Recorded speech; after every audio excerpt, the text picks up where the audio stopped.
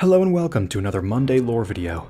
This week we will be focusing on the history of one of our countries, Weltreich. No true historical look at Weltreich would be complete without speaking of the Leather King. The Leather King was the last king of Weltreich and a lover of battle.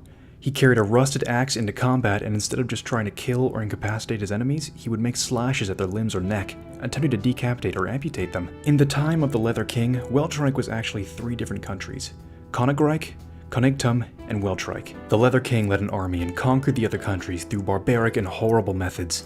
Things like outright murder of the other country's citizens and rape were not only common but encouraged. Not participating in the punishment of the heathen peasants was considered treason. The Leather King wore a pair of wings as his battle garb. The wings were made of peasant arm and leg bones welded together with steel, and the human skin would stretch between the bones. The Leather King had no heirs, and so after his death the country was free to reorganize its political system to be run by a parliament of 6 standard members, all led by a single president, totaling 7 members. The main roles of the president of Weltreich are providing tiebreakers in parliamentary meetings, as well as the person who brings new laws to parliament for vote. The army is led and ordered solely by a general, which is a separate entity from parliament.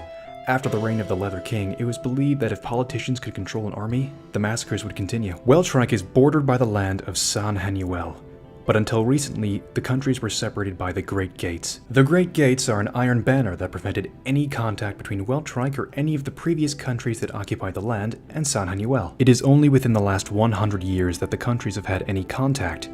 The contact occurred when the gates had rusted in and fell on themselves. Saint-Hanuel explorers entered to discover if the Weltreich citizens still lived. The Thorn Grail is an ancient tradition, which was how the people proved loyalty and fealty to the kings of Königreich, Königtum, and Weltreich.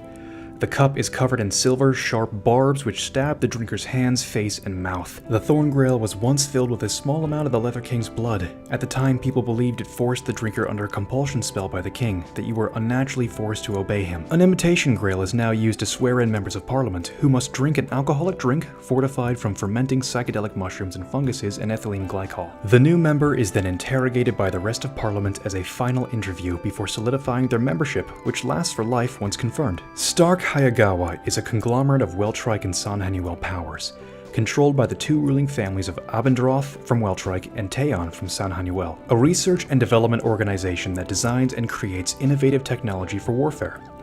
The wealth and political influence of these combined families ensures the safety of their own dealings as well as keeping their continent safe from attack. The Field of Shadows is also located in Weltreich.